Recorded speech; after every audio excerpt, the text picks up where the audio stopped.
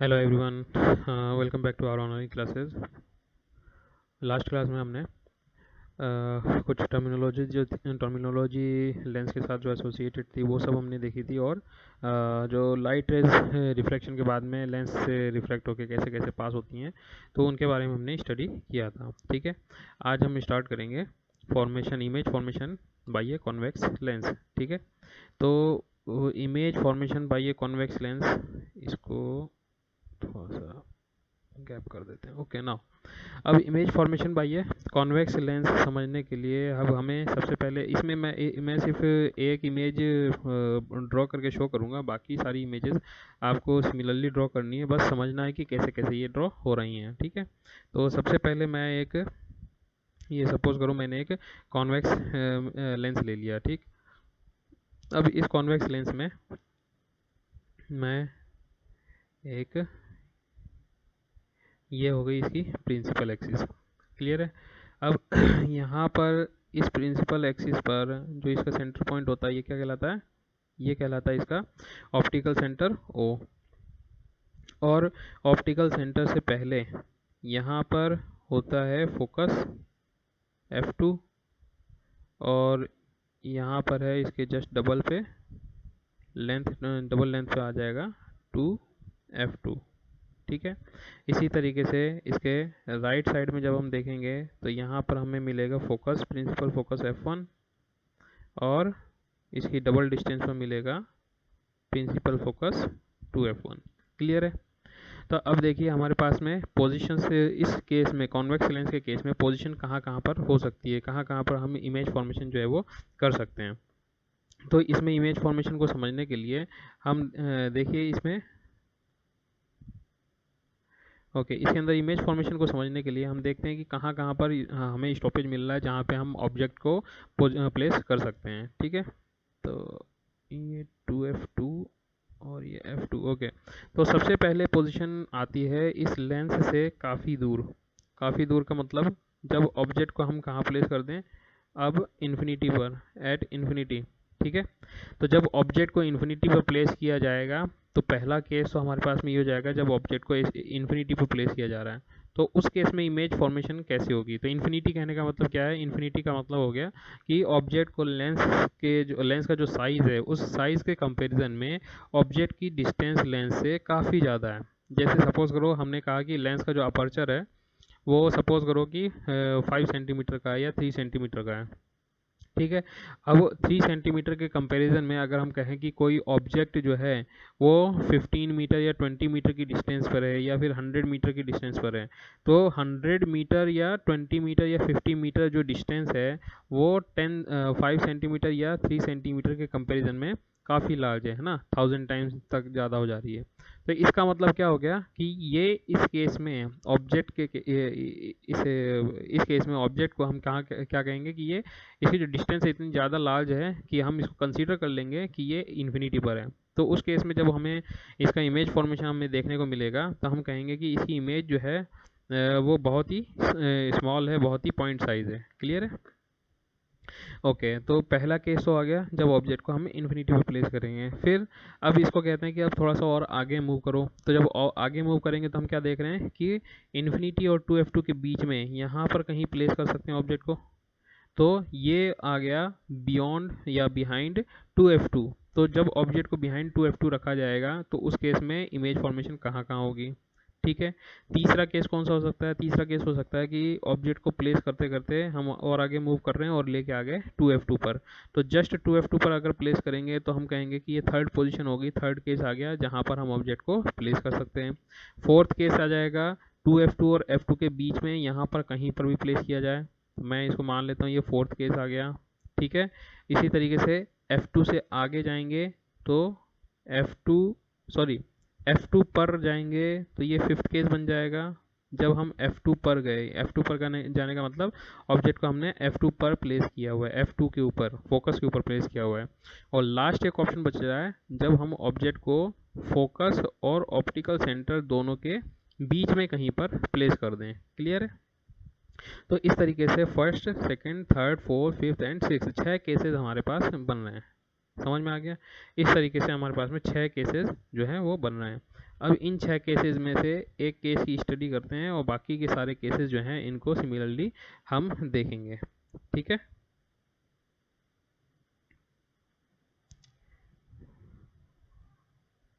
Okay. तो अब okay, इसको थोड़ा सा, इसमें थोड़ा सा स्पेस बना लेते हैं।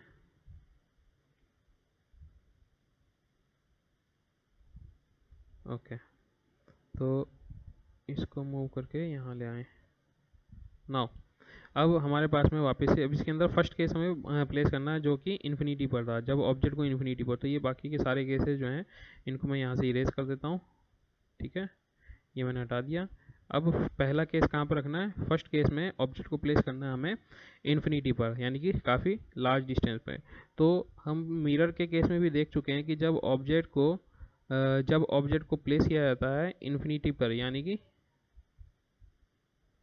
इन्फिनिटी पर प्लेस करने का मतलब क्या हो गया कि हमने ऑब्जेक्ट को लेंस के कंपैरिजन में काफ़ी लार्ज डिस्टेंस पर प्लेस किया हुआ है। ठीक है, तो जब भी हम देखते हैं कि ऑब्जेक्ट को काफ़ी लार्ज डिस्टेंस पर प्लेस कर रहे हैं, तो उस केस में जो इमेज फॉर्मेशन होती है, जो लाइट रेज आती हैं, वो लाइट रेज कैसी आती हैं? ये लाइट रेज आती हैं parallel to the principal axis, यानी कि ये वाली जो प्रिंसिपल एक्सिस थी, इस लाइट रे जो होगी इसके पैरेलल आएगी। तो इसी तरीके से एक लाइट रे तो ऊपर से पैरेलल आ जाएगी और दूसरी लाइट रे आ जाएगी इसके बॉटम से। ठीक है, इसको थोड़ा सा साइज का इंक्रीज कर देते हैं। ओके,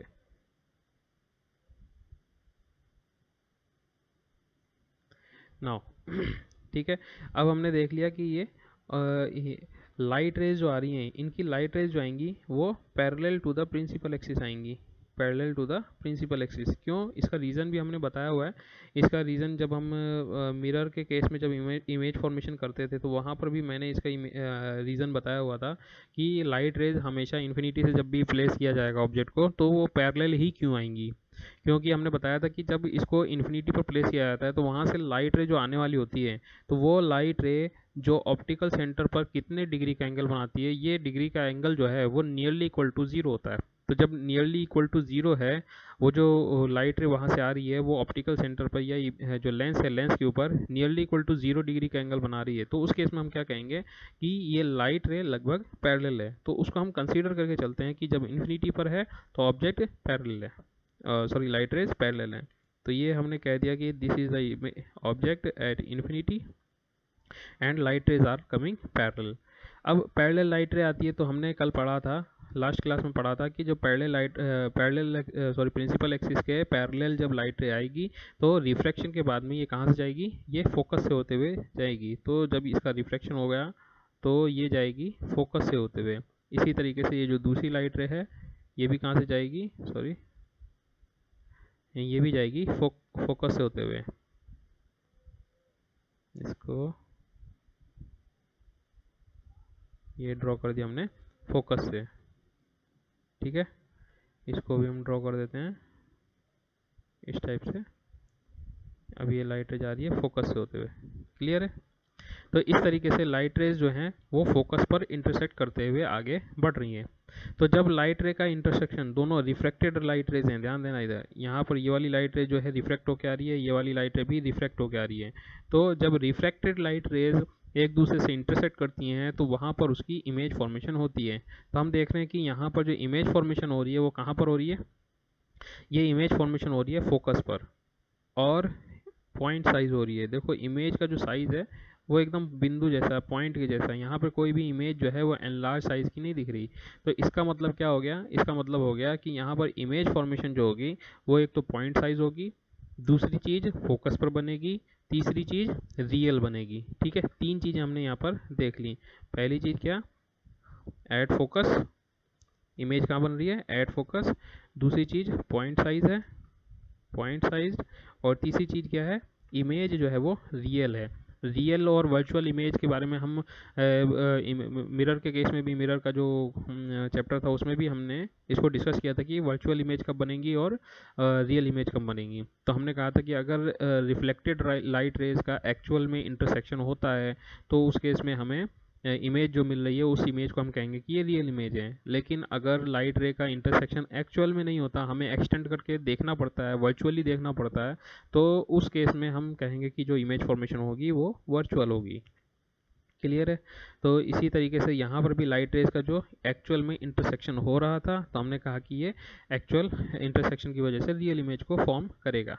तो ये मैंने एक एग्जांपल, एक फर्स्ट जो इसका केस था वो फर्स्ट केस मैंने यहाँ पर डिस्कस किया है। उसके अंदर देखा कि इन्फिनिटी पर जब ऑब्जेक्ट को प्लेस किया जाता है तो कैसे ये फोकस पर लाइट रेज जो है इमेज को फॉर्म करती हैं।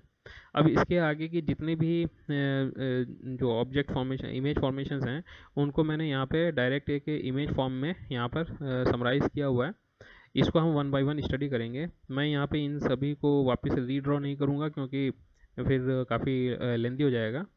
तो आपके समझने के लिए कैसे कैसे लाइन से ड्रॉ किया जाता है वो लाइंस मैंने यहाँ पे फर्स्ट केस में ड्रॉ कर दी हैं। ठीक है, तो इसलिए मैं इनको अब simply one by one just explain करते जाऊँगा। ठीक है, ओके। तो सबसे पहले हम ये फर्स्ट केस का यहाँ पर वैल्यूज़ जो है इसका प्लेस कर लेते हैं कि फर्स्ट केस में क्या हो रहा है। तो फर्स्ट केस में पोजीशन ऑफ ऑब्जेक्ट कहाँ थी? पोजीशन ऑफ ऑब्जेक्ट थी एट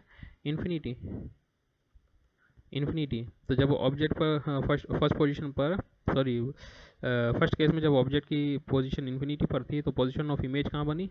इमेज कहाँ बन रही थी? हम कहेंगे कि सर इमेज जो है एट फोकस F2 पर बन रहा था, सॉरी F1 पर बन रहा था।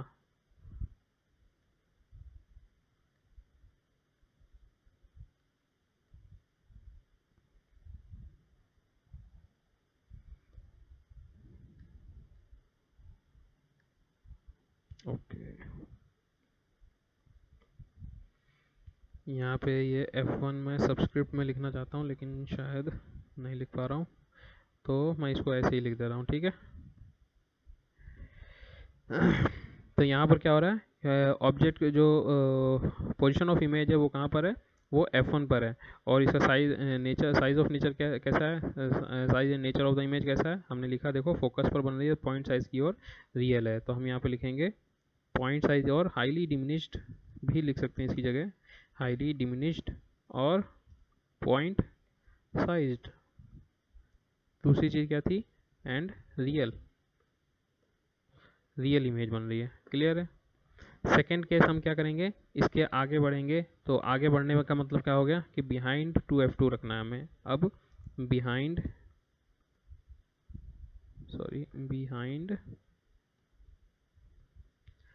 2F2,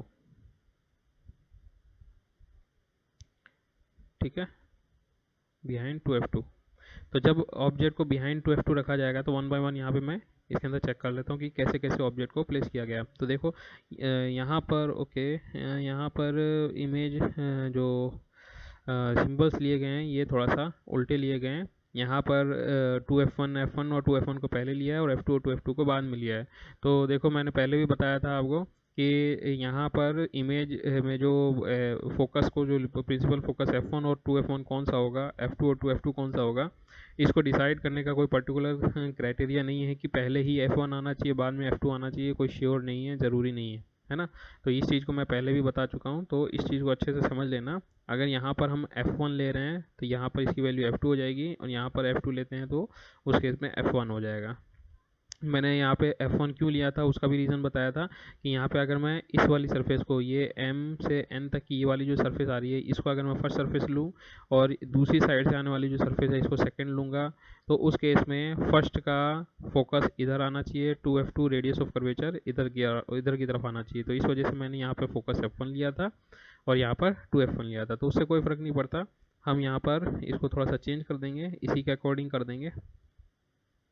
यहाँ पे हम फोकस F1 जो है इसकी जगह F2 कर देंगे। ओके, और इस केस में क्या हो जाएगा, यहाँ पे ऑब्जेक्ट हम कहेंगे कि अब ऑब्जेक्ट जो है वो कहाँ पर प्लेस्ड है, ये 2F1 के पीछे प्लेस है। ठीक है, बिहाइंड द 2f1। तो अब सपोज करो ए बी हमने कोई एक ऑब्जेक्ट लिया हुआ है जो कि एक एरो के शेप का है, जिसका ए सिरा जो है वो एरो की तरफ बना हुआ है, ठीक है।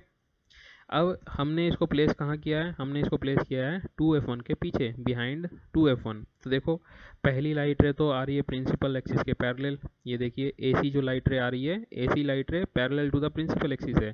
तो हमने कहा था कि ये जो parallel to the principal axis है जाएगी कहाँ से, इसको रिफ्रैक्ट होकर जाना है फोकस से, क्लियर है। दूसरी चीज़, दूसरी लाइट रे को हम लेके आए हैं ऑप्टिकल सेंटर से। ऑप्टिकल सेंटर से क्यों लाए, क्योंकि हमें पता है कि ऑप्टिकल सेंटर से लाइट रे पास होने वाली लाइट रे रिफ्रैक्ट नहीं होती है, बिना रिफ्रैक्शन के, बिना किसी डेविएशन के सीधे ही पास हो जाती है।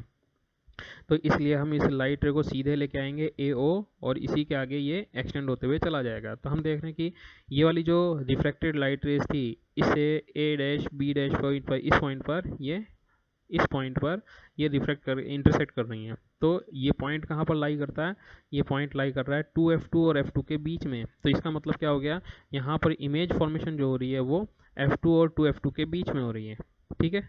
यहाँ पर हम लिख देंगे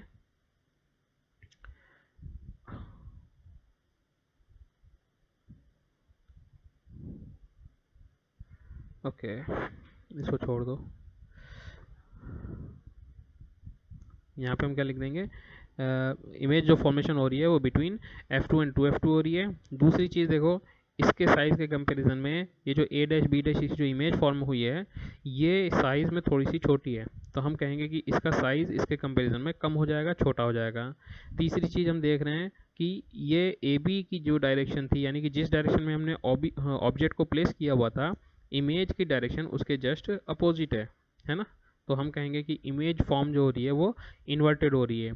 चौथी चीज़ हम देख रहे हैं कि यहाँ पर light rays, refracted light rays का एक्चुअल में इंटरसेक्शन हो रहा है। तो जब एक्चुअल इंटरसेक्शन हो रहा है तो वहाँ से इमेज कौन सी मिलती है, वहाँ से हमें इमेज मिलती है रियल। तो क्या क्या चीज़ें मिल गई यहाँ पे, रियल इमेज बनेगी, ऑब्जेक्ट की पोजिशन, इमेज की position between f2 and 2f2 होगी। तीसरी चीज़, इमेज का साइज़ छोटा होगा, स्मॉल इन साइज़ होगा। चौथा, ये जो इमेज जो होगी वो रियल बनेगी, ठीक है, और इन्वर्टेड होगी, इमेज का जो साइज़ होगा वो इन्वर्टेड होगा। तो इसे भी यहाँ पर प्लेस कर लेते हैं। तो यहाँ पर क्या क्या आ जाएगा, बिहाइंड 2f1, जब ऑब्जेक्ट प्लेस किया तो इमेज फॉर्मेशन जो हो रही है वो between f1, sorry, between f1 and 2f1 हो रही है, ठीक है, सॉरी f2 एंड 2f2 हो रही है, f2 एंड 2f2 हो रही है। तीसरी, इसकी साइज़ एंड नेचर कैसा है, इसका साइज़ है डिमिनिश्ड, यानी कि स्मॉल इन साइज, और इन्वर्टेड एंड रियल, ठीक है। आगे बात समझ में। नेक्स्ट आता है थर्ड केस आता है। अब हम ऑब्जेक्ट को कहाँ प्लेस करें, अब देखो ऑब्जेक्ट को प्लेस कर दें 2f2 पर, यानी कि यहाँ पर लिख देंगे 2f1 पर, एट 2f1, एट 2f1। तो जब ऑब्जेक्ट को 2f1 पर प्लेस किया गया, थर्ड केस में देखो ऑब्जेक्ट को एट 2f प्लेस किया गया है। तो जब 2f पर प्लेस किया जाएगा तो उस केस में क्या हो रहा है, जस्ट ऑब्जेक्ट को 2f के ऊपर प्लेस किया जा रहा है। तो वापस से दो लाइट रेज पास करानी होंगी। पहली लाइट रे को पास कराएंगे हम parallel to the principal axis, दूसरी लाइट रे पास कराएंगे passing through the optical centre. तो हम देखते हैं कि ये वाली light ray parallel to the principal axis pass हो रही है, रिफ्लेक्ट होके और फोकस से पास हो रही है, और ऑप्टिकल सेंटर से पास होने वाली लाइट रे बिना किसी डेविएशन के सीधे ही पास हो गई। तो जब हम इन दोनों का इंटरसेक्टिंग पॉइंट देखते हैं तो ये इंटरसेक्टिंग पॉइंट हमें कहाँ मिलता है, ये 2f2 के जस्ट अपोजिट मिलता है। तो इसका मतलब क्या हो गया, जब हम इसकी इमेज फॉर्मेशन चेक करते हैं तो हमें क्या देखने को मिलता है कि जितने साइज़ की ऑब्जेक्ट थी उतनी ही साइज़ की इमेज भी आ रही है, लेकिन दोनों साइज़ तो दोनों का सेम है लेकिन इन्वर्टेड हैं एक दूसरे के, और रियल इमेज बन रही है। तो यहाँ पे हम इसको लिखेंगे, जब object is at 2f1, so image is at 2f2। दोनों का साइज सेम है तो हम लिखेंगे सेम इन साइज और इन्वर्टेड एंड रियल, ठीक है। यहाँ तक समझ में आ गया। नेक्स्ट आता है फोर्थ केस आता है। अब फोर्थ केस कहाँ पे है, हमने ऑब्जेक्ट को प्लेस करना है F1 और 2F1 के बीच में, तो हम इसको लिखेंगे बिटवीन F1 एंड 2F1। तो जब ऑब्जेक्ट को F1 और 2F1 के बीच में लिखेंगे, फोर्थ केस देखो, ये देखो यहाँ पे हमने फोर्थ केस में ऑब्जेक्ट को F1 और 2F1 के बीच में प्लेस किया हुआ है। तो ए बी जब ऑब्जेक्ट को हमने F1 और 2F1 के बीच में प्लेस किया तो इसकी इमेज फॉर्मेशन कहाँ हो रही है, ये देखिए 2F2 के आगे हो रही है। लेकिन अब इमेज का जो साइज़ देख रहे हैं वो ऑब्जेक्ट के साइज़ के कंपेरिजन में देखो काफ़ी बड़ा है। तो हम इसको कहेंगे कि एनलार्ज इन साइज, ऑब्जेक्ट की पोजीशन हो जाएगी बियॉन्ड 2F2 और साइज का हो गया इन्वर्टेड और रियल। ठीक है, तो जब ऑब्जेक्ट की position between F1 and 2F1 है तो पोजीशन ऑफ इमेज हो जाएगी बियॉन्ड 2F2। ठीक है, अब साइज कैसा है इसका, enlarge in size and inverted and real. Clear है। फिफ्थ केस कहता है, अब कहाँ करें, अब इसको और शिफ्ट करें आगे, हम देख रहे हैं कि फोकस पर ही प्लेस कर दिया। तो जब ऑब्जेक्ट को एट फोकस F1 पे प्लेस करेंगे तो उस केस में क्या होगा, तो हम देखते हैं कि जब फोकस पर, यहाँ पे ऑब्जेक्ट को देखो, ये कहाँ पर है, ये फोकस यहाँ पर है, ये है ऑब्जेक्ट जो हमने यहाँ पर फोकस पर प्लेस किया हुआ है। तो ये कह रहा है कि जब ऑब्जेक्ट को फोकस पर प्लेस करोगे तो उस केस में एक लाइट रे ये रही parallel to the principal axis, जो कि पास होगी कैसे, फोकस से, दूसरी लाइट रे आ रही है ऑप्टिकल सेंटर से बिना किसी डेविएशन के सीधे निकल जाएगी। तो हम ये देख रहे हैं कि ये दोनों एक दूसरे के पैरेलल चले जा रही है। तो पैरेलल लाइंस कहाँ मिलती हैं, हमने पढ़ा है कि parallel lines meet at infinity, एक दूसरे को इन्फिनिटी पर मिलती हैं, इंटरसेक्ट एट इन्फिनिटी। तो इसका मतलब क्या हो गया, जहाँ पर इसका इंटरसेक्शन होगा वहीं पर इसकी इमेज फॉर्मेशन होगी। तो इसका मतलब हो गया कि इस केस में इमेज फॉर्मेशन जो हो रही है वो इन्फिनिटी पर हो रही है। ठीक है, तो हम यहाँ पे इसको क्या लिखेंगे कि जो इमेज फॉर्मेशन है, पोजीशन ऑफ इमेज जो है वो कहाँ पर है, at infinity, position of image is at infinity. दूसरा साइज एंड नेचर कैसा है, साइज का हाईली एनलार्ज होगा, हाईली एनलार्ज। ठीक है, लेकिन ऑब्जेक्ट अभी भी इन्वर्टेड इमेज बना रहा है और इस केस में अभी भी इमेज जो है वो रियल बनेगी, रियल इमेज। क्लियर है। तो फिफ्थ केस में हमने देखा कि जब ऑब्जेक्ट को फोकस पर प्लेस किया जाएगा तो उस केस में इमेज जो है वो इन्फिनिटी पर बनेगी और साइज और नेचर हो जाएगा उसका highly enlarge, inverted and real. Last case बचता है जब ऑब्जेक्ट को प्लेस कर दें हम फोकस पर और ऑप्टिकल सेंटर के बीच में। तो सिक्स केस हम देखेंगे जब object is placed between focus and optical centre.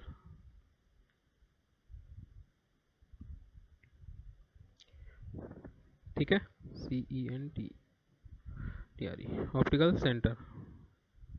तो जब ऑब्जेक्ट को सिक्स केस में देखें, जब ऑब्जेक्ट को हमने कहाँ प्लेस किया हुआ है, ऑप्टिकल सेंटर O, ये रहा O एंड फोकस F1 के बीच में कहीं प्लेस किया है। तो ये देखो AB को और F1 के बीच में हमने प्लेस किया हुआ है।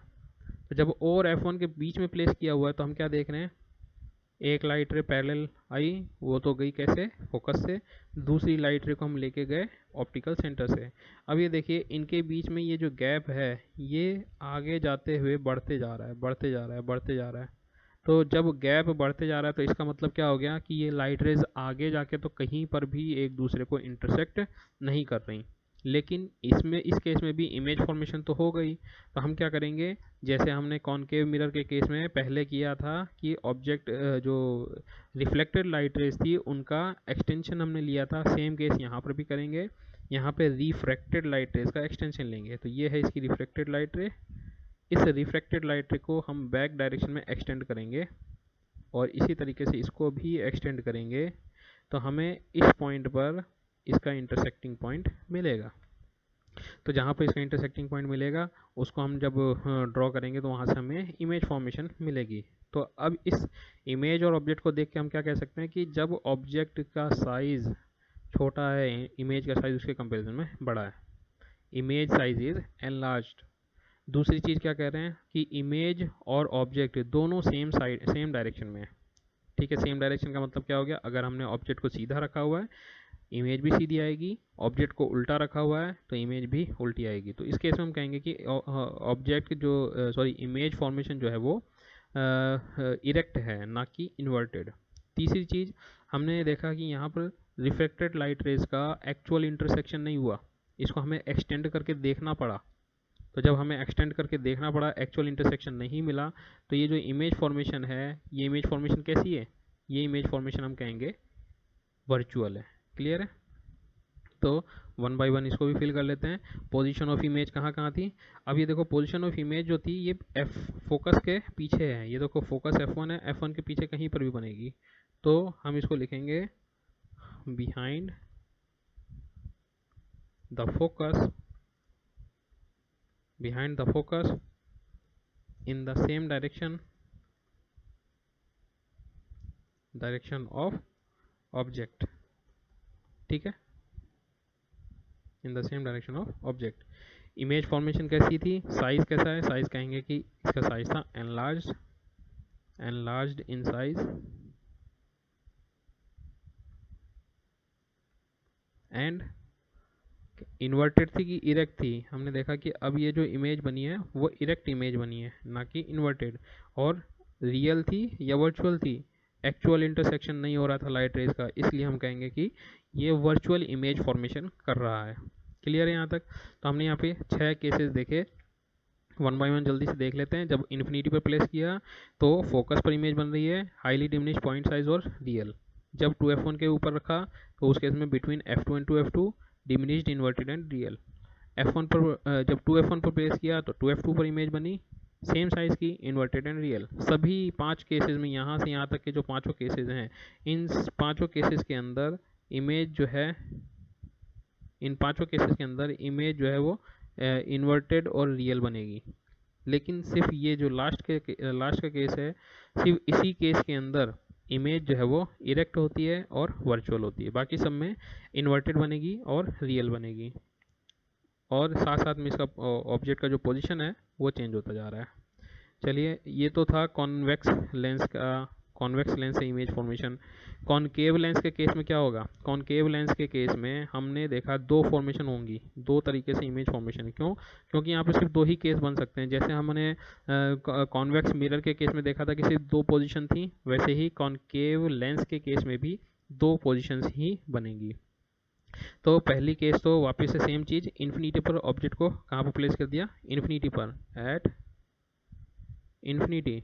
तो जब ऑब्जेक्ट को इन्फिनिटी पर प्लेस किया तो हम देख रहे हैं कि ये पैरेलल लाइट रेज आएंगी, तो पैरेलल लाइट रेज आएंगी, ये रिफ्लेक्ट हो जाएगी, ये इधर की ओर रिफ्रैक्ट हो जाएंगी।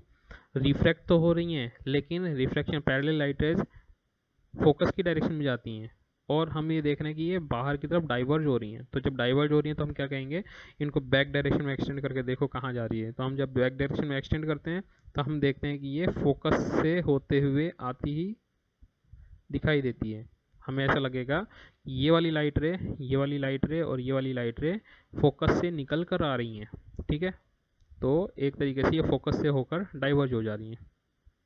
तो इसका मतलब हो गया कि यहाँ पर इमेज फॉर्मेशन जो हो रही है वो कहाँ पर हो रही है, वो फोकस F1 पर इमेज फॉर्मेशन हो रही है, लेकिन हाईली डिमिनिश्ड है और पॉइंट साइज है और वर्चुअल है। यहाँ पर इमेज फॉर्मेशन जो है वो वर्चुअल है। क्यों? क्योंकि यहाँ पे जो रिफ्रैक्टेड लाइट रेज तो एक ये थी, दूसरी ये थी, इनका एक्चुअल इंटरसेक्शन तो कहीं हो ही नहीं रहा, इन्हें बैक डायरेक्शन हमने एक्सटेंड करके देखा हुआ है। नेक्स्ट आता है सेकंड केस, कहता है कि ऑप्टिकल सेंटर के पीछे कहीं पर भी जब बॉडी को प्लेस करेंगे तब क्या होगा। तो ये देखो यहाँ पर प्लेस किया, तो उस केस में हम देख रहे हैं कि ये जो ए बी यहाँ पर प्लेस किया हुआ, तो ए बी को प्लेस किया है तो ये लाइट रे एक पैरेलल आई जो कि रिफ्रैक्ट हो गई, कहाँ से जाएगी, ये फोकस की डायरेक्शन से होके जाएगी। दूसरी चीज़ आ रही है ऑप्टिकल सेंटर से, जो कि बिना डेविएशन के सीधे निकल जाएगी। तो इनका इंटरसेक्टिंग पॉइंट हम देख रहे हैं यहाँ पर मिल रहा है ना, इस पॉइंट पर इंटरसेक्टिंग पॉइंट मिल रहा है। तो यहाँ पर इमेज को फॉर्मेशन जब करेंगे तो हमें क्या देखने को मिल रहा है कि इमेज का जो साइज़ है ये ऑब्जेक्ट के कंपैरिजन में कैसा है, छोटा है, स्मॉल इन साइज। दूसरी चीज़ हम कह रहे हैं कि इमेज फॉर्मेशन जो हो रही है वो ऑप्टिकल सेंटर और फोकस के बीच में हो रही है। तो एक तो इन्वर्टेड हो गई, इरेक्ट हो गई, इमेज सीधी है, जैसे जिस डायरेक्शन में ऑब्जेक्ट है उसी डायरेक्शन में इमेज भी है, तो हम कहेंगे इमेज इरेक्ट बन रही है, दूसरी चीज़ वर्चुअल बन रही है, और तीसरी चीज़ स्मॉल इन साइज बन रही है। तो इन दोनों को भी अगर हम वन बाय वन इसके केसेस बना के सीरियल वाइज फिल करें तो क्या हो जाएगा। फर्स्ट केस था जब position of object at infinity दिया, एट इन्फिनिटी ऑब्जेक्ट को इन्फिनिटी पर प्लेस किया, तो पोजीशन ऑफ इमेज कहाँ थी, at focus F. Size and nature कैसा था, highly diminished, sorry highly diminished and point size and virtual, real नहीं है यहाँ पे, ध्यान रखना वर्चुअल इमेज है। दूसरा कह रहा है जब ऑब्जेक्ट को कहाँ प्लेस किया गया, behind 2f, behind focus f, या फोकस भी नहीं, इसको ऑप्टिकल सेंटर के आगे कहीं पर भी प्लेस करेंगे तो हम लिखेंगे कि behind optical centre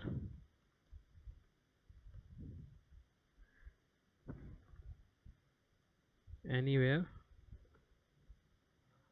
behind optical centre. तो उस केस में ऑब्जेक्ट कहाँ प्लेस हो रही थी, इमेज कहाँ फॉर्मेशन हो रही थी, इसका इमेज का जो फॉर्मेशन था वो था कहाँ पर, फोकस और ऑप्टिकल सेंटर के बीच में। तो हम इसको लिखेंगे बिटवीन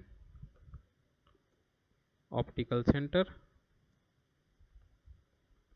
एंड फोकस। क्लियर है। इस केस में इमेज का नेचर कैसा है, साइज और नेचर कैसा है, साइज है स्मॉल, नेचर है इरेक्ट एंड वर्चुअल। तो हम इसको लिखेंगे small in size, erect and virtual. Clear है।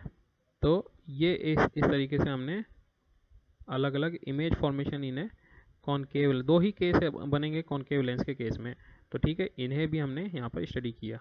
तो इनको आप जल्दी जल्दी आप रिवीजन कर लेंगे, अपने हिसाब से प्रैक्टिस करेंगे कैसे कैसे इसकी इमेज फॉर्मेशन बनेगी, ये सारी चीज़ें आप प्रैक्टिस करेंगे घर पे। और प्रैक्टिस करने के बाद में इमेज, सबसे बढ़िया ये रे डायग्राम बनाना आप सीख ले, रे डायग्राम बनाना आ जाएगा तो बाकी की सारी चीज़ें आप इसके अंदर ऑटोमेटिकली आप बता सकते हैं। ठीक है ना।